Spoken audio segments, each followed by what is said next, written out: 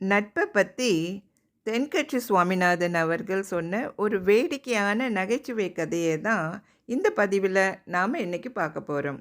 வணக்கம், உங்கள் சிநேகிதி மாலதி மகாதேவன். வாங்க இப்போ கதை கேட்கலாம். ஆழம் தெரியாமல் காலை விடுறதும் தப்பு, ஆராயாமல் நட்பு செய்யறதும் தப்பு. நட்புனா ஏதோ திடீர்னு வந்துடுற ஒன்று இல்லை. இந்த காலத்தில் அப்படி திடீர்னு நட்பு வந்துடுறத நாம் பார்க்கலாம். அது நட்பு இல்லை, நாடகம். தனியாக இருக்கிறப்ப ஒருத்தரை ஒருத்தன் திட்டிக்கிட்டே இருப்பான்.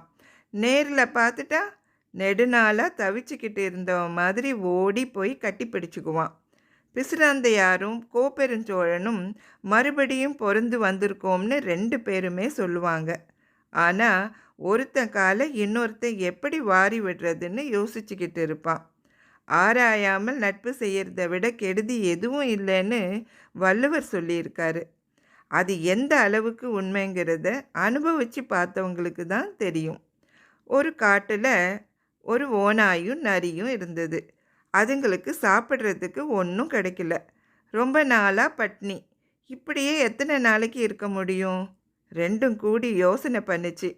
உழுதுண்டு வாழறத விட தொழுதுண்டு வாழறது சுலபமாக இருக்கும் போல தோணுச்சு அவைகளுக்கு. இந்த நேரத்தில் புலி ஒன்று அந்த பக்கமாக வந்தது. ஓநாயும் நரியும் உடனடியாக ஒரு முடிவுக்கு வந்தது. அதாவது அந்த புலியை மெதுவாக சிநேகிதம் பிடிச்சிக்கிட்டா என்ன அப்படின்னு தோணுச்சு. அது மாதிரி ஒரு பலசாலி நமக்கு நண்பனாக இருந்தால் எல்லாம் சுலபமாக நடக்குமே.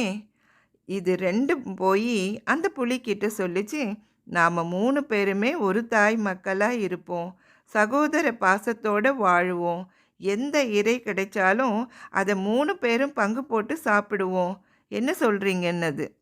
புலியும் ஓகேன்னுட்டுது. அவ்வளவுதான். திடீர்னு 3ம் ஒன்றை ஒன்று கட்டிப்பிடிச்சிக்கிட்டுது.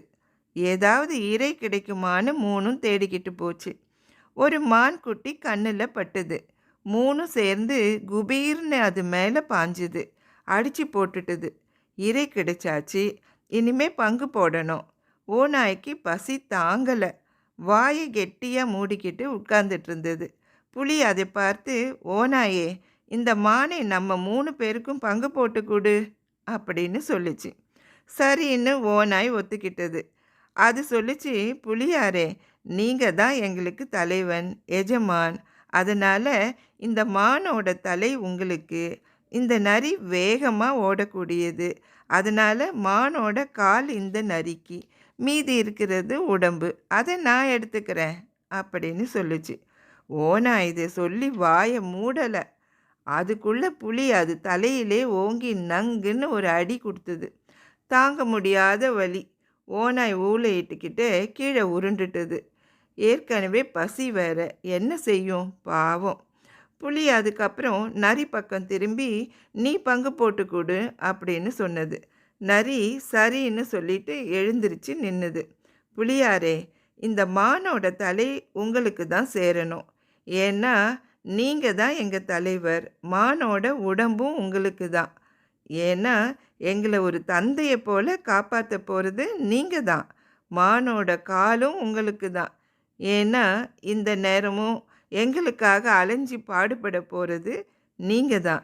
அப்படி சொல்லிட்டு நரி. புலிக்கு ஒரே சந்தோஷம். நரியே, உனக்கு தான் அறிவு ஜாஸ்தி. நமக்கு கிடைச்ச இந்த இறையை பாகுபாடு இல்லாமல் இவ்வளோ பக்குவமாக பங்கு போட நீ எங்கே பாடம் கற்றுக்கிட்ட அப்படின்னு கேட்டது. நரி சொல்லிச்சு, எஜமானே, வேற எங்கேயும் கற்றுக்கல. கொஞ்ச நேரத்துக்கு முன்னாடி ஓநாய்க்கு நீங்கள் பாடம் கற்பிச்சிங்க. அதை பார்த்துட்டு தான் நான் கற்றுக்கிட்டேன். நான் இவ்வளவு புத்திசாலியாக ஆனதுக்கும் நீங்கள் தான் காரணம். அந்த பெருமையும் உங்களுக்கு தான் அப்படின்னு நரி சொல்லிச்சு. ஆராயாமல் நட்பு வச்சுக்கிட்டா இப்படி தான் பேச வேண்டியிருக்கும். வேற என்ன செய்யறது இல்லைங்களா? நீங்கள் என்ன நினைக்கிறீங்க? இந்த கதை பற்றின கருத்தை கமெண்ட்டில் சொல்லுங்கள். நாம் அடுத்த கதையோட அடுத்த பதிவில் சந்திக்கலாம். நன்றி.